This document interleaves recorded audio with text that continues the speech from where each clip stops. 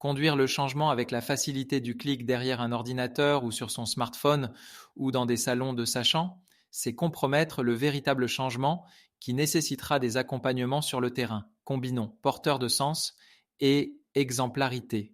Même si créer l'événement est indispensable, inutile de survaloriser et de surcommuniquer au moyen des plus belles animations avec un PowerPoint. L'événement est un déclencheur incontournable, mais il est moins pénible de semer que de récolter, nous rappelle Goethe. Et si nous nous inspirions du pragmatisme porté par William James lors de la traduction française de son ouvrage Le pragmatisme, Bergson précise: le vrai, selon William James, ne copie pas quelque chose qui a été ou qui est, il annonce ce qui sera, ou plutôt il prépare notre action sur ce qui va être. Cyril Javary nous enseigne que le pragmatisme est au cœur de la culture chinoise. De sa longue origine paysanne, le peuple chinois tire un pragmatisme à toute épreuve.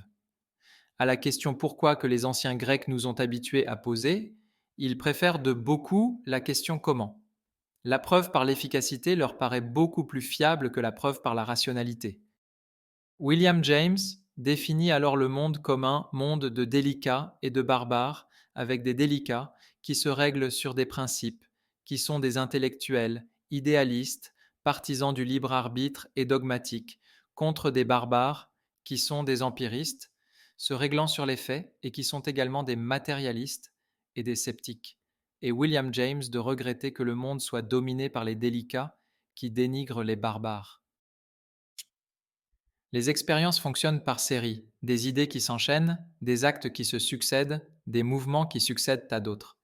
L'expérience est dans le passage. James parle de pulsation et Dewey de rythme. Alors rendez-vous sur le terrain pour porter le sens au plus près des cibles du changement et apprendre ensemble avec un esprit de barbare.